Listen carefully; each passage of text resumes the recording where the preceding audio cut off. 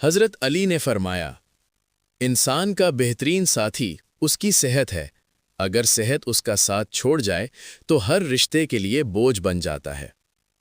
حضرت علی نے فرمایا، 3 لوگ ہمیشہ پریشان رہتے ہیں، مددگار، وفادار اور دل کے صاف۔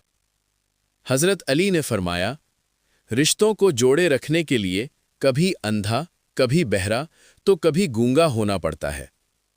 حضرت علی نے فرمایا، جو دو گے وہی لوٹ کے آئے گا، چاہے عزت ہو یا دھوکہ۔ حضرت علی نے فرمایا، قیامت کی نشانی میں ایک نشانی یہ بھی ہے کہ جھوٹے لوگوں کی عزت ہوگی اور سچے لوگ ذلیل ہو رہے ہوں گے۔